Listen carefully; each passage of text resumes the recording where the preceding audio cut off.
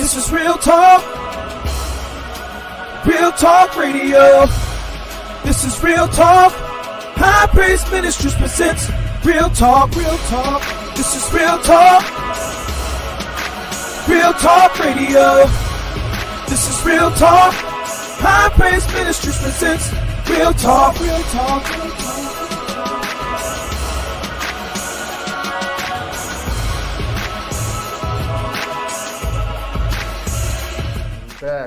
We back. Shout out to Miss Maya, one of our normal co-hosts, who is phenomenal at what she does, except for the fact that now her husband, Pastor Jay Jordan, has taken over her paparazzi selling. And oh Jesus, for y'all who know Jay Jordan, y'all know that dude is off the chain.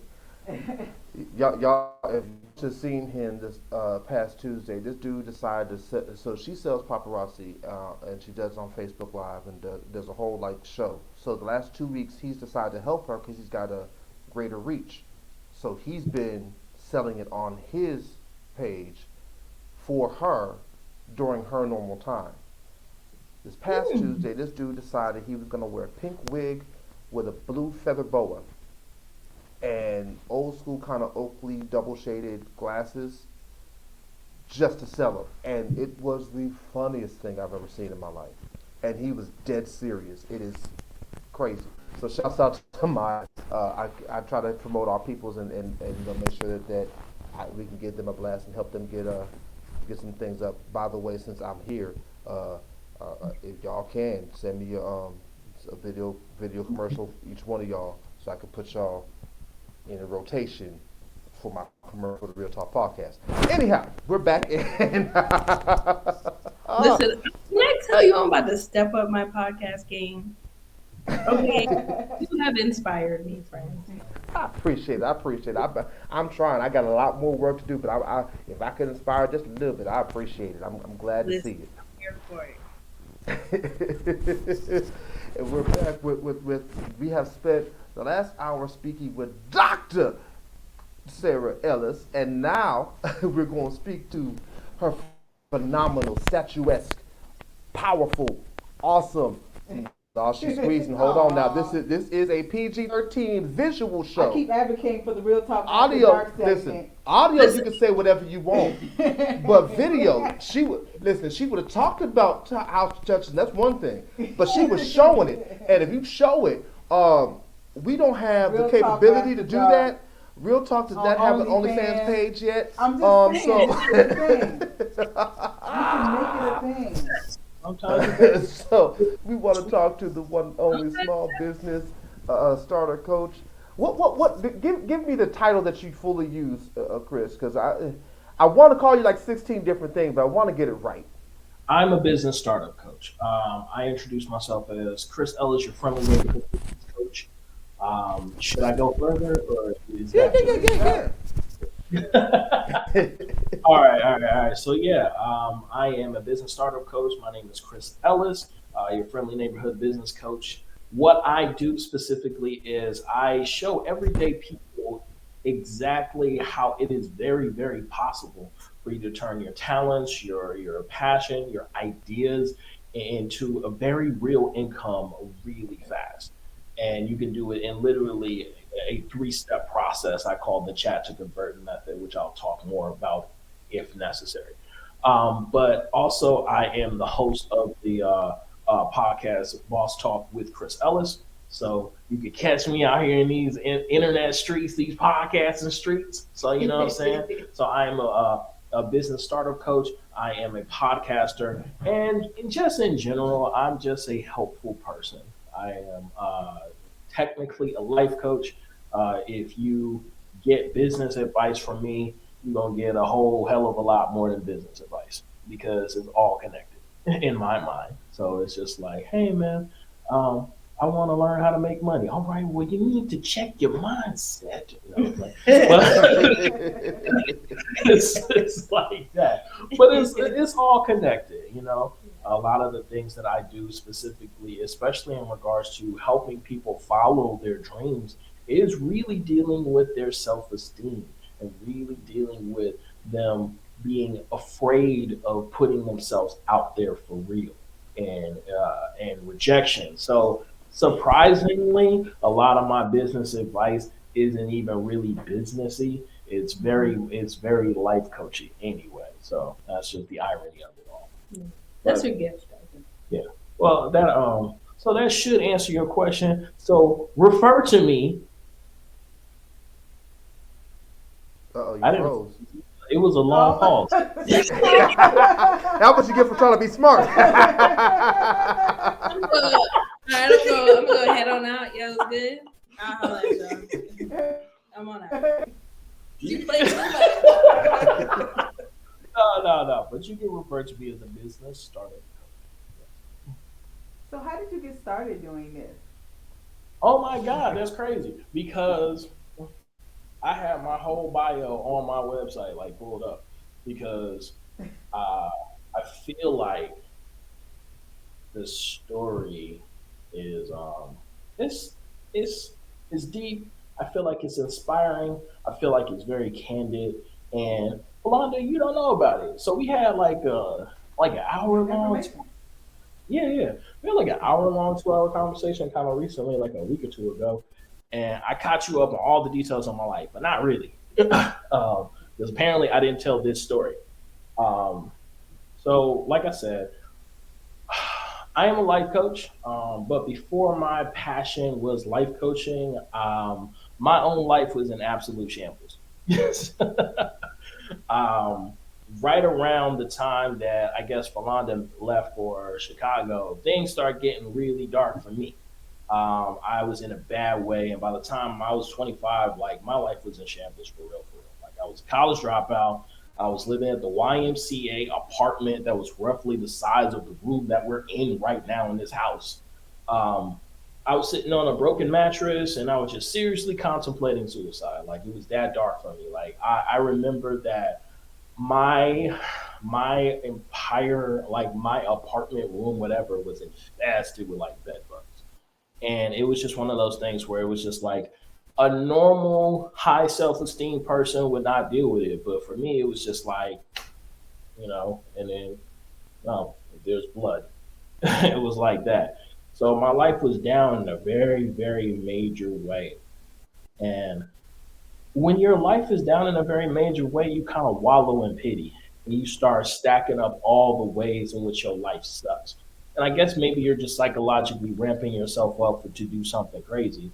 But I remember I was just taking inventory. I'm a product of 2 divorces. I ran away from home when I was 16. I was emotionally, physically, I was sexually abused.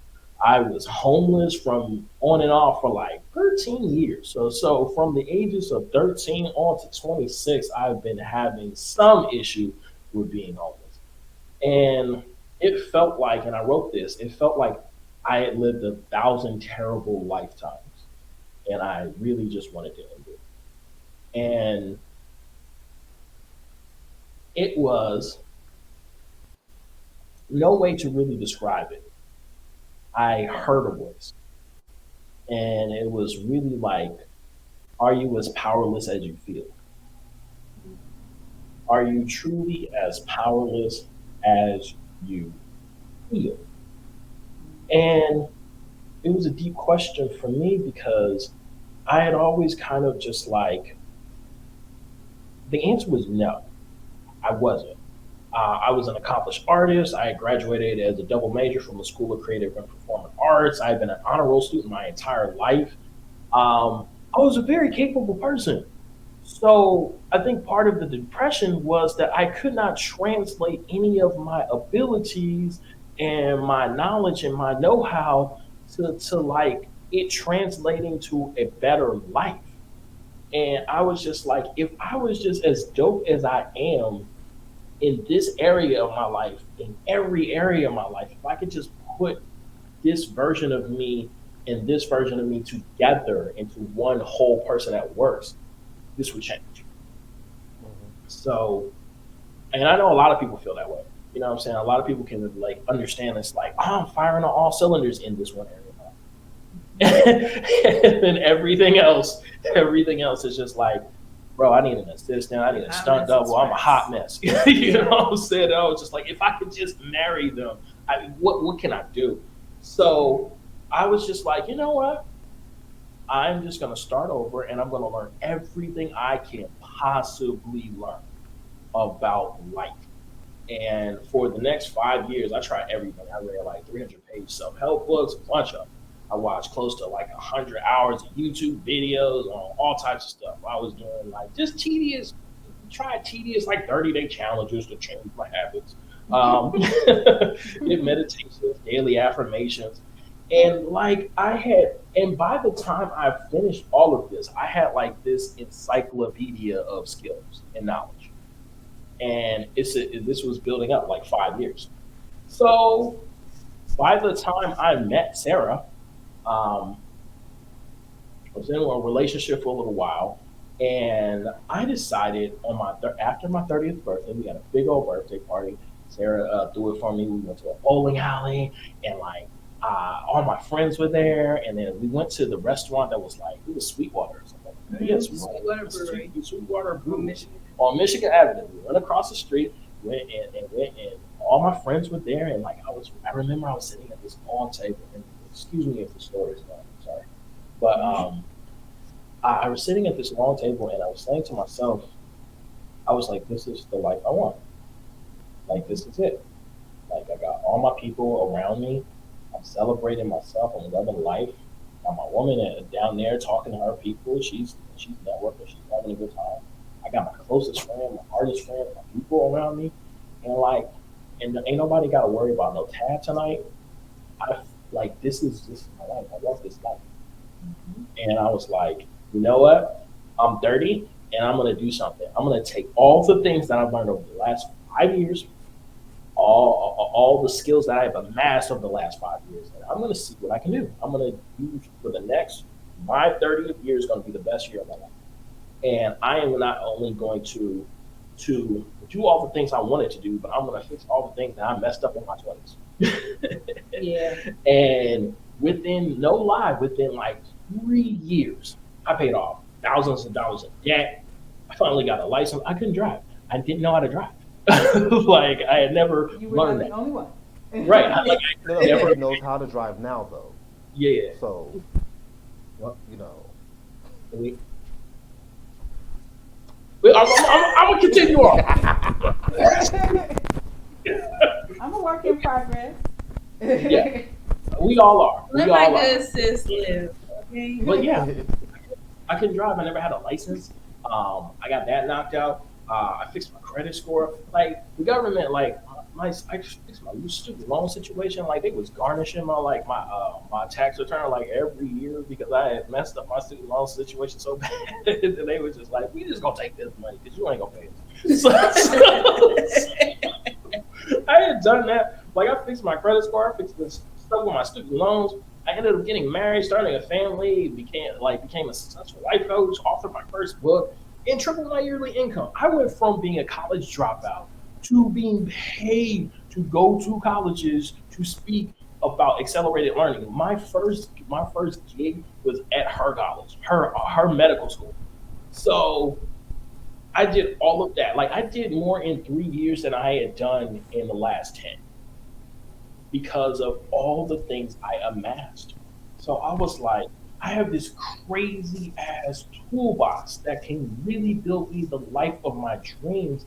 And I want to share all of these tools with everyone that I come across. I want to change people's lives as radically as I transform my own. And I want to help people do it in an accelerated way because you don't have 10 years to evolve. Yeah. You know what I'm saying? You don't have 10, 20 years to evolve because life is too short. Get it done so you can spend the rest of your life being that dude, being that woman. You know what I'm saying? Like just enjoying your life. Because literally everything I said, everything I learned to myself. And here's the thing, everything I learned and everything I teach, every time I have two feelings. And everybody that works with me has kind of the same two feelings. Like, oh my God, this is amazing.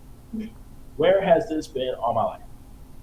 And then the second thought is a little bit of sadness. Like, what would my life have been if I had just known about this? how much time did I waste? Yeah. But like, how much time did I waste unnecessarily struggling? And then it becomes so pronounced because the easier the solution is, you start realizing that you struggle needlessly for sometimes years when there was a solution that was that simple around the corner. And to Literally what Philando was talking yeah, about. yeah, yeah, yeah. Yep. With the house. Yeah. So that is my main motivation as a coach, is my main motivation. Like my thing was the reason why I'm a business coach is to answer that question.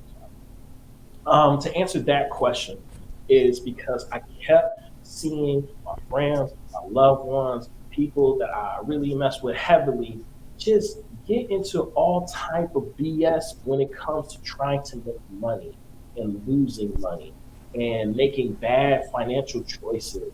And oh, I'm doing this trend that they doing now. And then 6 months later, oh, I'm doing this other trend that they doing now, and then dropping 500, 600, $700 going to in this space, or I'm doing Amazon FBA, or I'm doing this, that, and other, or I'm doing crypto right now, or blah, blah, blah. And I'm just like, all of you have talent.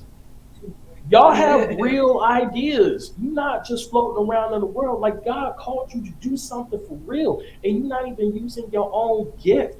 You over there trying to do something else because hopefully that'll be easy because there's a roadmap, and this guy knows the roadmap, and they'll sell it to you for $5.99. And if you get this and you just follow this, then you can be that successful. And it's like, bro, you would have had an easier time just putting one foot in front of the other and going down your path. And I was like, you know what? I did not, I like hesitant. Like, it's funny that when I met Jesse and he was talking about almost this reluctance of like getting into the ministry, like I never like, oh, I'm never going to get into the ministry. Like, I felt that way about being a business coach. I thought that being a business coach was like the one thing I did not want. I was not interested. Like I help people with their lives. I help people change their lives. I help people change their relationships. I help people get their health together. I help people get their time back. I help people like mend their relationships. I help people with the, like I help people deal with emotional trauma and become healed and evolved people. I ain't gonna be one of these motherfuckers out here trying to tell you, you know, you got a talent, you got this, that, and other. All you gotta do is just you should start a business. You should do this, that, and other. I'm like, I ain't want to be that dude. Like that was not something that I was interested in. But I kept seeing it in the world. I was like, bro, there is information that the public does not know about starting businesses that actual business people know and don't tell you. They'll tell you you need to go do this course, you need to do this, that, and other, you need to get registered, you need blah blah blah blah, you need the certification, all this other stuff, and then they'll go around and then they'll do it the right way. Yeah. And then you don't have any of that information. Right. Like when it comes to stuff like that, we gatekeep far too much. Yeah, and that's what it was. And thank you for saying that. That was my motivation. That to answer your question, that was it. I saw too many gatekeepers. And the one defining thing that was like the one thing that convinced me to go and finally be a business coach and just say it. I'm a business coach and I'm gonna help you create a business. And, you gotta know something about me. When I do something, I do it thoroughly. So if I'm gonna learn how to be a drag racer or like a NASCAR racer, I'm gonna read every book. I'm gonna talk to every guy. I'm gonna do this and I'm gonna watch hundreds of hours of videos. I'm gonna do the maneuvers and stuff like that. I'm gonna be doing the maneuvers just walking down the street and stuff like that. Like that's how I work. I'm not gonna call myself a real professional until I feel like I'm there. You know what I'm saying? Mm-hmm. I never called myself a business professional. I never called myself a business person. I never called myself an entrepreneur. So I said, I'm going to do it like I do everything else. And I'm going to learn from the best. And then I was having a conversation with a lady who was a multimillionaire guru business person. And she says, Chris, you got it. All you got to do is get out there. Like I can't tell you anything other than get out there. So like the crazy thing was that was always my skill is just going to talk to people. So I thought when I was buying their courses and going to the mastermind meetings and stuff like that and all this other stuff, that I was going to get some real insider information. But because COVID happened, she did this thing where she was like, you guys can sign up. I rarely do this. I have like hundreds, almost 1,000 people in this group. I don't have time for everybody, but I'm doing this one thing because people are panicking. People don't know what's going to happen. I'm going to have a little 45-minute session. If you want to book it, you can book it. It's 45 minutes. You pay $500. That's my price. Pay Yeah, it. we paid that. Yes, we did. Yeah. 500. I told Sarah, I said, yeah, I said, Sarah, I want to do this. And she understood. She didn't hesitate. She says, we're not going to have access to a person like that. So go ahead and pay that $500 to do it. And when she sat down and said, Chris, you got it. I already checked over your business. Like the first thing she said out of her mouth is, hey, oftentimes if I book somebody, I will look through their business. I will look through their website. I will look there and see what they're talking about. And if it's incoherent, if it doesn't seem like it has a really good offer or anything like that, I will cancel an appointment. And you go back to the drawing boards and you figure it out and you can talk to them. Mm-hmm. And she says, you know what? But you got it. In fact, only do you have it, I would love for you to actually work with me and be one of my certified coaches. I wasn't even expecting that. I was calling to ask her for advice. She was like, oh, before we're done with this conversation, I would like to hit you up on an opportunity if you'd love to do it. So when she said that, I was just like,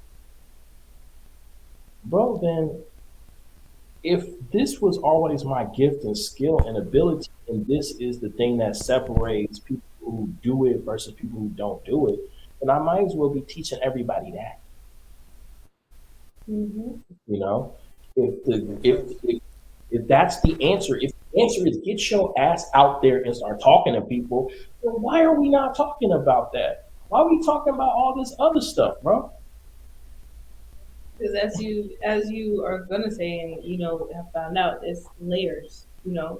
There's so many different reasons why people don't take the leap. That's right. More than just how much do you know about them. Exactly. So yeah. Chris, what do you think is the number one block that we face as individuals from getting from the thought of doing it to the doing it? Took the question out of my mouth. I want you to know that. Ooh, I have so many different ways to fillet this fish. Okay, but let me see if that was such a country. How about we eat chicken and not fillet fish, first of all? Keep in mind, I am technically from Alabama. All my people's from the South, so I would say random. I know, but when I hear fillet fish, I think McDonald's, and so I would rather us baked chicken than fillet fish. That's fine. I'm just saying. Let that boy cook is the answer. But but okay. So what's the number one thing? There are two basic reasons why people don't start business. And they both all go back to the same thing, but it's just fear of rejection. The first part of the fear is that I don't have an idea good enough. I don't have a talent strong enough. I don't have a passion that is on fire enough that I can make an offer that somebody would actually want to buy from me versus buying from all these other people that you could normally buy from. That's the first thing. And the second thing is, and I'll go into a little bit more detail, but and the second thing is that even if I do have the idea, no one will buy it from me. I'm not articulate enough. I don't have the story. I don't have I'm a real quiet person. So, I'm not naturally confident like you, Chris. That's what people say. So it all boils down to rejection on both ends. And the second answer is more interesting than the first answer because I feel like once people once you break down the demystify that, people have a bigger aha moment. So 9 times out of 10, people truly want to go into a field and they were super nerds about it. And a lot of us did not go into that field because we had a bad conversation with somebody. We had a bad conversation with somebody. We talked about it. We were super geeked about it. We were super excited about it. And in our enthusiasm and in our nerddom, we like word vomited on them. And then we got a reaction that was tepid. So we'll say some really exciting stuff that for us is extremely interesting. And people will be like, oh, okay, cool. Yeah. And we'll see their eyes dart back and forth. We'll see their body language change a little bit. And that tells us right there that you should never speak on that no more ever. And that's normally what happens. But the fire still be burning. Mm-hmm. You think about it every day. You want to do it all the time. You wish you could do a podcast on it, a YouTube video. If you could be in that field, you would just be in that field. But no one would ever buy it from you because every time you talk about that subject, people shut down. And you took it personally. And I'll tell this to people. A lot of times, it's not that you were boring. It's not that science is boring. And I say this to like Sarah, like it's not that science is boring. It's not that medicine is boring. It's not that any field is boring. It's that you have to understand that you are 10 years into being a fan of something that people know nothing about. Yeah. So when you start a conversation from a 10-year perspective to somebody that absolutely knows nothing about something, they can't follow it like you can follow it. You know what I'm saying? Like I ain't never seen the Harry Potter movies. If you start talking about Harry Potter movies and start going into the books and the movies and its history and stuff, I'm gonna nod. I'm gonna be like, But like, I don't know nothing about Harry Potter movies. I cannot get into. I don't know. But if somebody were to like say, man, have you not seen Harry Potter? Okay, so here I'm gonna set up the premise for you. This is this. If you did that, I would be all in. I'd be like, oh my God, that sounds amazing. Well, what else about, okay, so he has a scar on his head. So you saying that the scar is actually the blah, blah, blah, blah. Yeah. And we don't realize that a conversation is as simple as changing the perspective and understanding that you're speaking to babies about something complicated. Mm-hmm. So if you make it simple, you can create excitement on the other side. And once you see that excitement on the other side of the conversation, you're hooked. You're like, I can do this for real. It's like Andy and the blueberries. Yeah. My business coach, he'd say, okay, if someone asks you, why are blueberries good for you? What do you say? And, you know, all of us who are naturopathic doctors are like, it has antioxidants and it has fiber and all these amazing things. And he's like, no, blueberries make you poop. Keep it simple. Keep it Don't get lost in the weeds of everything and draw excitement. Right. Yeah. I see a Here's question. that came across. Yeah, I was going to pop it up for you. Thank you. We'll read it. So it's coming from one of our faithful listeners, Janelle. She asked, what if any tips or advice do you have with how to maneuver the business in different directions and how to increase prices without startling former clients? Okay, so there's 2 levels to this, but let's talk about the pricing thing. It depends on what kind of business that you have. If you have like a membership-based business, what you can do is you can increase the price for new clients and keep the price the same for old clients. I know for me, for consultation purposes, there are clients that like, they get like the family rate. So they get the family rate. They always got the family rate and they gonna continue to get the family rate no matter how big I get. You know what I'm saying? It don't matter. So, but they're the only people that know about it. So is that. So if it is at all possible,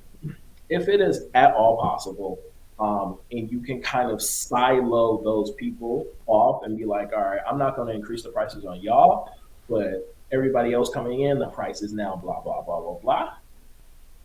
Feel free to do that. I feel like that's the best method. But if you must increase prices on people, know that here's the deal. And I heard this once before, and I think that this is also true. Increasing prices can also be good because it separates the people who are not serious about you versus the people who are serious about you. So sometimes, ironically speaking, sometimes you do want to start with people because it's one of those things where they know that they have to say to themselves, what is the value of me doing business with?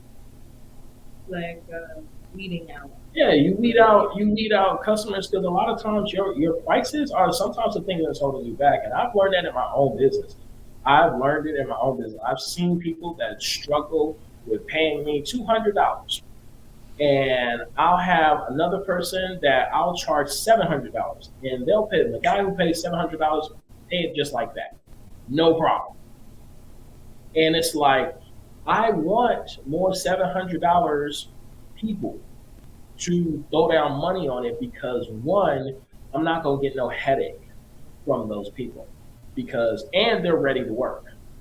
So when you increase prices, a lot of times you increase the level of seriousness of other people. They are coming and they're ready for a solution. They want a solution. It matters to them. So now they will pay it and then they will be locked and loaded. People who are cheap that want to pay cheap prices, they're not prepared.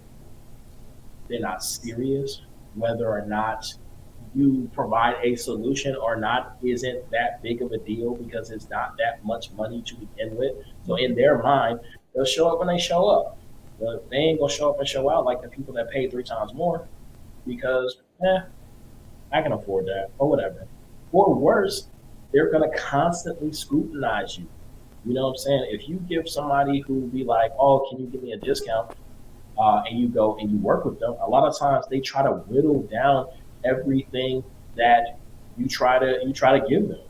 Oh well, why do I have to pay for this? Why do I have to do this, that, and other? I'm only getting this. I only want this. So those are really hard clients to actually deal with. So that answers that second part of that question. I want to be thorough, but I do also want to answer the first part of your question. So, any tips on how to that first part? Can I jump in real quick? And Sure. I want to ask something that goes with that portion of the question that you answered. What would you say? Because I'm trying to phrase it as a question as opposed to a statement. And just for background, Janelle is in your field. She's also a life coach. Oh, cool. She has a wonderful podcast that she does. She deals primarily with mental health and things like that. Relationships. Yes. So what would you say to people who make the statement, because I've heard this in the classes that I've taken, things like that, that a lot of what the problem is in terms of pricing, not about the people, is that you have to have enough confidence in what you bring to the table as a product, because people will always pay what's worth. But you have to first show them it's worth it. So if you increase your price, it's because there's more worth to it. What would you say to things like that? Well, here's the deal.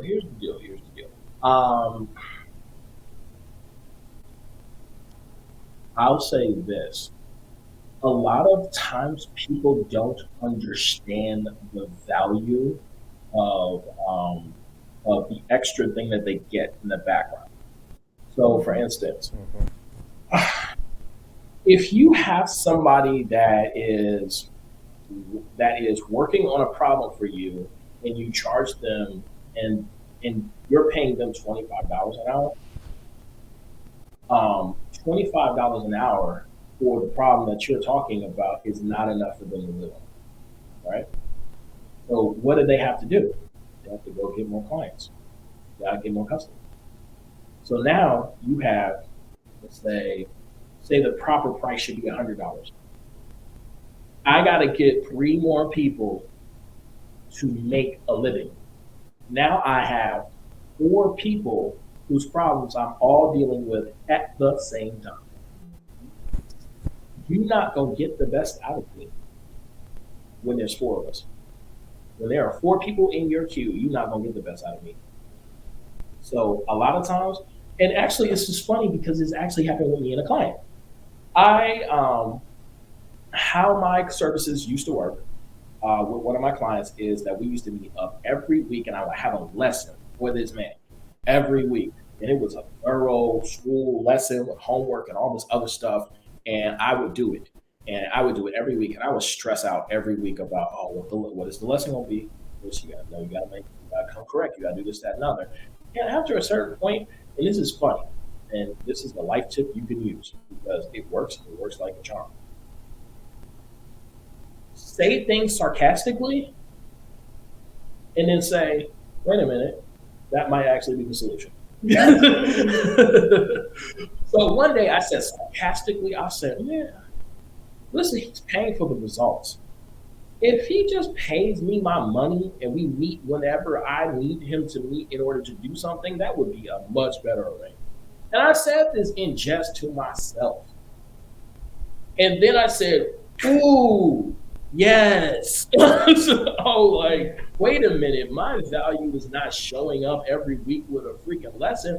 My value is the life change that I make for him. And whatever I need to do in the background to do it, get off my ass and let me go do it. So I'm like, I hit him up. I say, yo, man, we changing our pricing structure for real because here's what you're actually paying for. You're paying for your life to get better.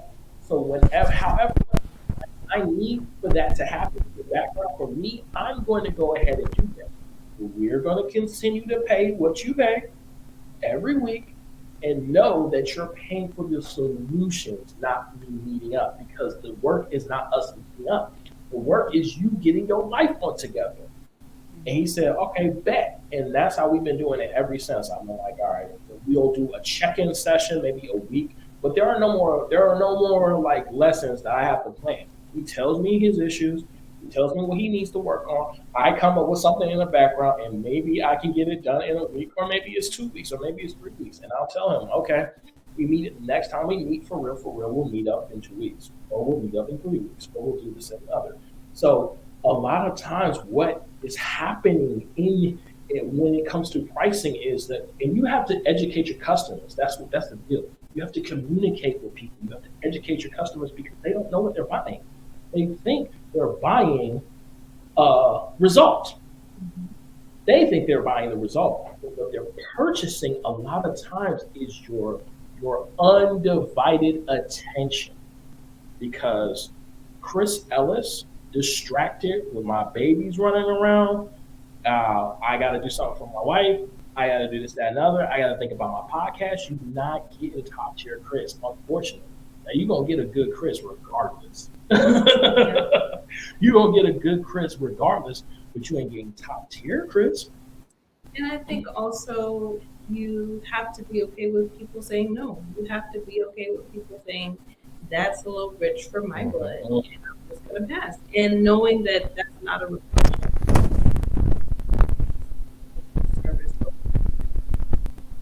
The exact same time with that, yes. Oh, but to add and piggyback on that, you really have to know what you're truly selling. You have to know what your working with is. And somebody said something during a kind of a sales call or something like that. He was doing kind of a sales demonstration, and he said, "Lady, you do hair and makeup, right? I'm going to charge you this amount of money.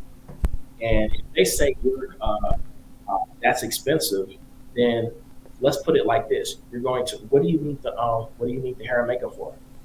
Well, I'm going to a wedding this week. Is your ex going to be there? Yes. How much is it worth to you for you to look the best in your life in front of your ex in front of this wedding? Right now, she's like, oh. Oh, now, okay. When you put it like that, yeah. Me being a professional stylist, I'm like, look, what is the end result we're trying to get? Because I charge by the hour. You don't want to keep having unnecessary meetings with me. What is our end result? If you paying me to style you to dress for your ex's wedding, then let me know what is the goal. Are we trying to make him regret? I got you. Say that. We're gonna do a sizing, a fitting, and you good to go. You can understand. Increasing your prices is not that hard once you know what your true value is. Truly, like I'll tell people this: my for me to walk through the program that I walk you through in order to create your business is about 400 something like that altogether, and we work together for like I don't know, like roughly like 3 months. And also, if you think that sounds expensive, go to a graphic designer and have them design a website. That's at least $1,500. That's on the low end. That's the low end, bro. Go to a graphic designer. I used to be one. Go to a graphic designer and tell you to do a logo. Yeah. That's gonna run you another $500, $1,000. Go over here to this copywriter. Ask them to write some copy for you for the website, because the website don't even include all that. That's just the design. Write the copy for you and the SEO and stuff like that. How much that's gonna cost you? That's an extra $200. That's the extra $2,500. If you were to get all of these things that you need to do in order to form a business, it would cost you at least double that, if not triple. And guess what? You wouldn't even still be able to get customers because you don't know how to sell your goddamn product. That's what it is. You don't even know how to sell your product. So you'll spend all of this money when the goal is for you to get customers. And you'll do all of that, and then you'll be like, now how do I get customers? So when you ask me when you ask me what you're buying for $3,100, you're buying a real business. You're buying a business that you can actually tell people about your service, have something to offer, and then you actually make sales. And you're not going to get none of that for cheaper than $3,100. I promise you, you're not getting that. So I'll probably be like, yeah, my service is $3,400, because I know that if you went with all these other guys, you would take triple that just to be like, all right, my business is formed. Not even functioning. Well, Man, so I hope I hope you took notes, and if not, I promise you go back and rewatch all of that. I can tell you from this perspective of it, because my degree is in business management, entrepreneurship, and sales, right? All of the things that Chris is saying, and this isn't just for Janelle, because I know a lot of this because she started working her business, but for those who are listening and those who are going to hear, everything he is saying is absolutely factual. Reality of it is the price is actually going up, and what you're getting is going down. When I was in college, it didn't take $3,100 just to start it. It was closer to about 22 or so, somewhere around there. And there was a vast more amount that you were getting than what you're getting now. I gotta take this camera again. Can you take over real quick? But yeah, like people, I think a lot of people don't have the confidence, which is something that they can't get with a website. They can't get with an app. Is the confidence, understand, knowing your value. Like, when it comes down to it, what you have has value. And just because somebody else can't afford it, that's not your issue nor your concern.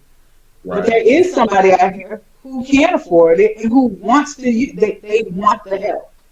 Right. Like I had a customer who wanted to be on retainer. I tried to talk her out of it. And she wanted to keep me on retainer, and to this day, she still ain't gave me a project. I'm like, you weren't serious about it. Mm. Right. So But you just took that money, and eventually I was like, look, I'm not here here to be at your beck and call. I I can't do that. Right. So this business relationship, call me back when you actually have something you need to do. Exactly. And it takes confidence to say that and to realize that and be able to implement that in your business. Right. And the thing, like, if you're on retainer for somebody, you can't do anything else. Not really. No. So yeah, a lot of times when you up your prices, you change your pricing structures or something like that, you're doing it because it's a better situation for yourself. Mm-hmm.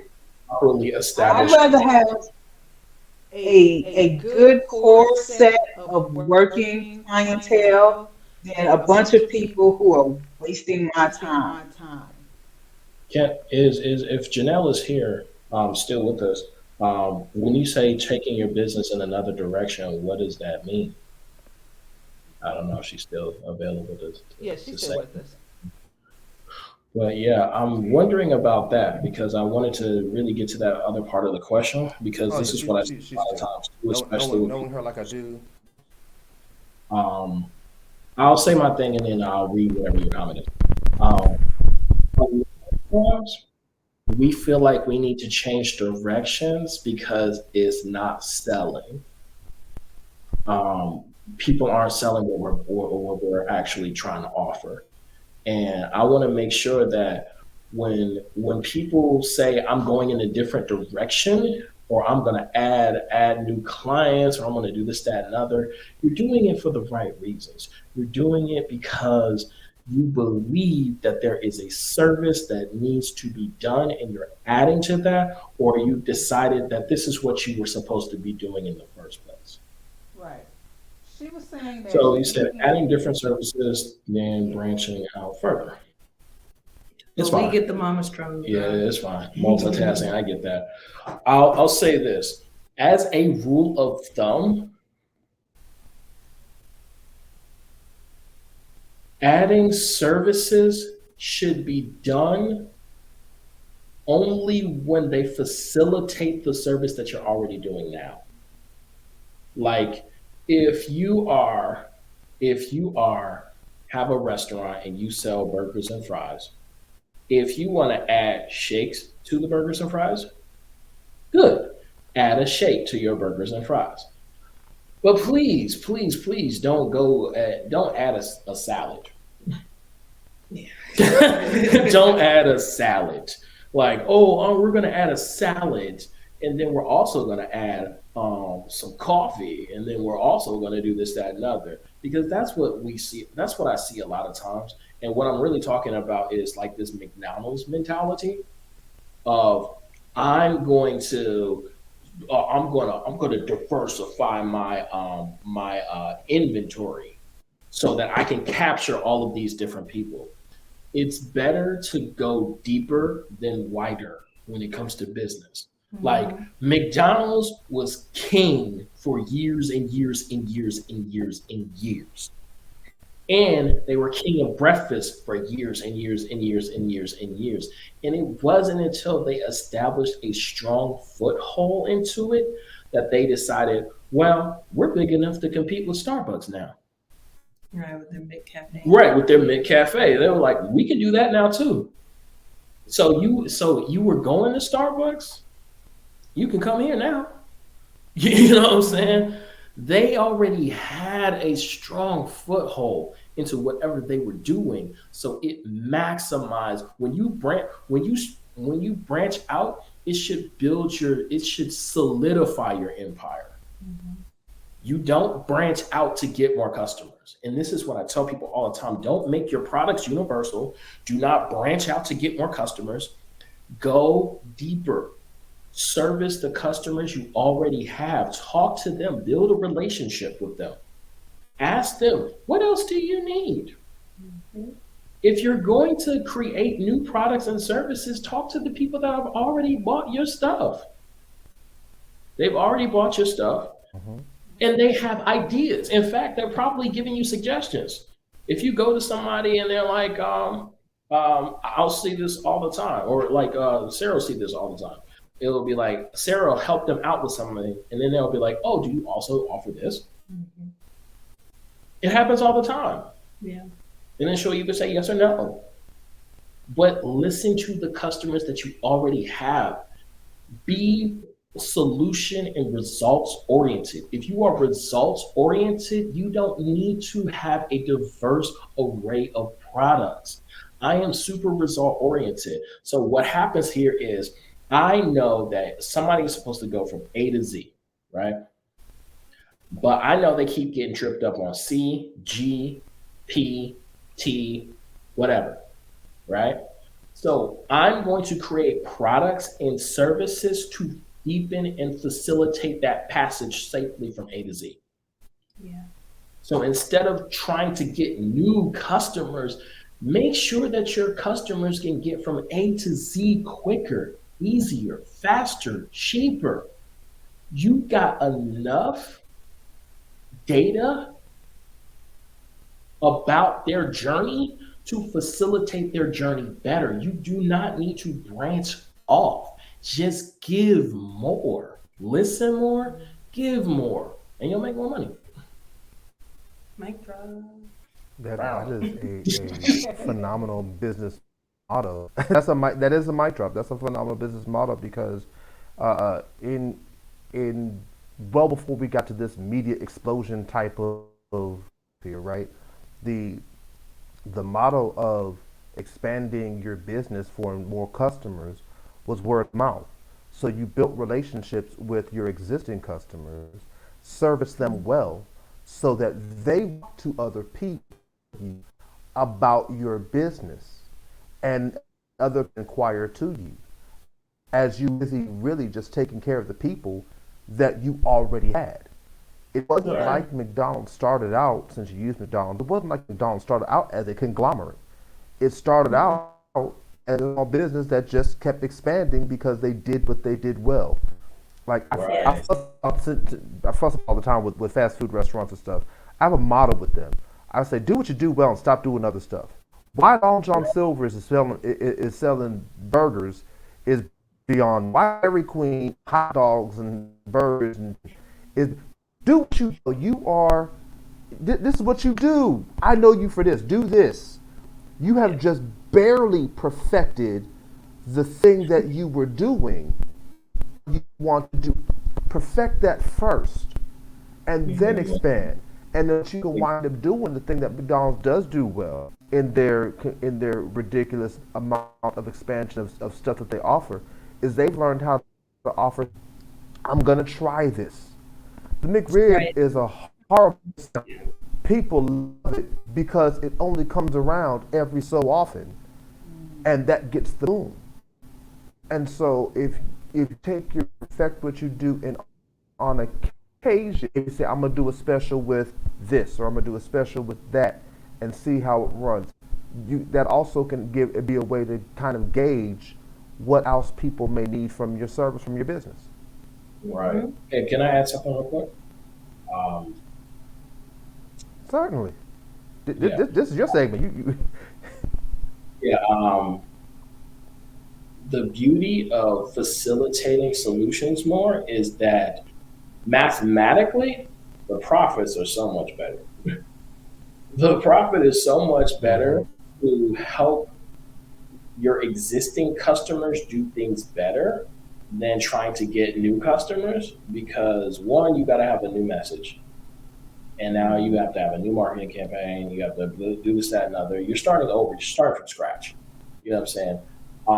But mostly, I say that the profit margin is a lot better. And I use this as a metaphor.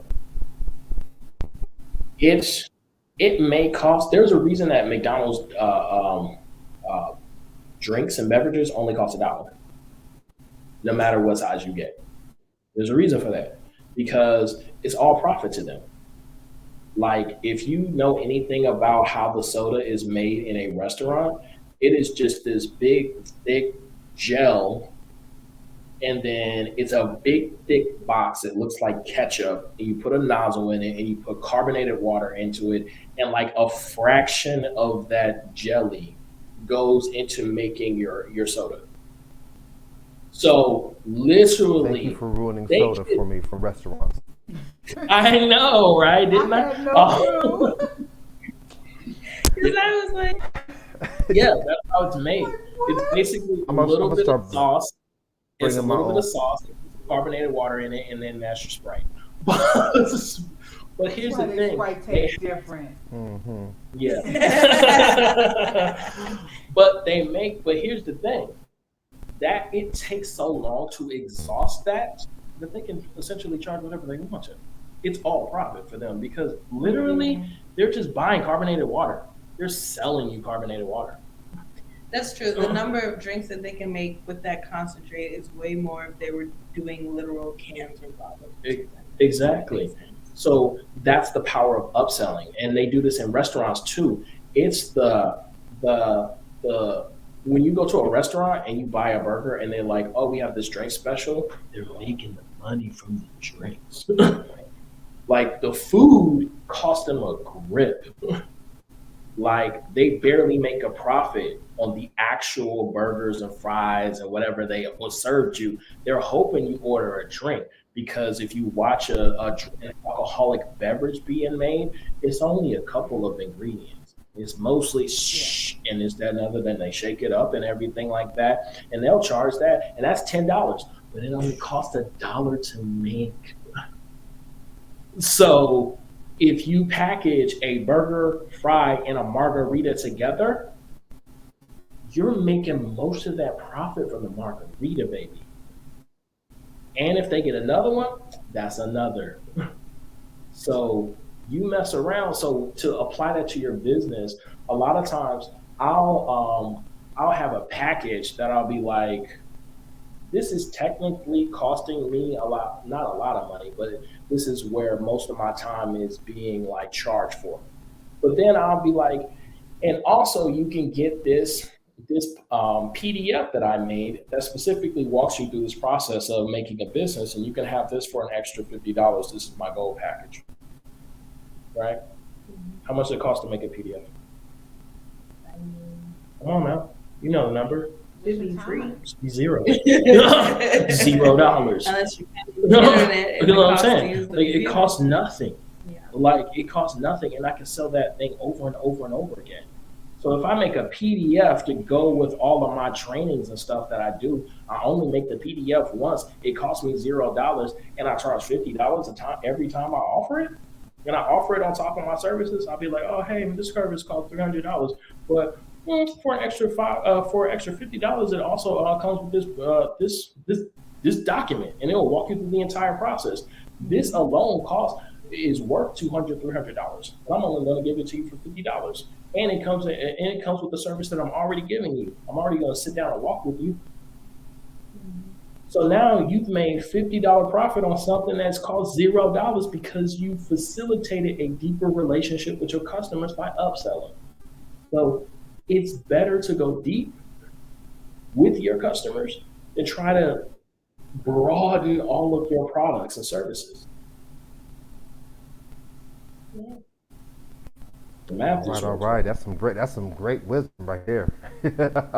So what we gonna do? We gonna hit up another commercial break. We gonna come with our last segment, the infamous, world famous, and fun real talk banter. So we'll be back to the word from one of our sponsors. This is Real Talk Radio. This is Real Talk. High Praise Ministries presents Real Talk. This is Real Talk Radio. This is Real Talk. High Praise Ministries presents Real Talk.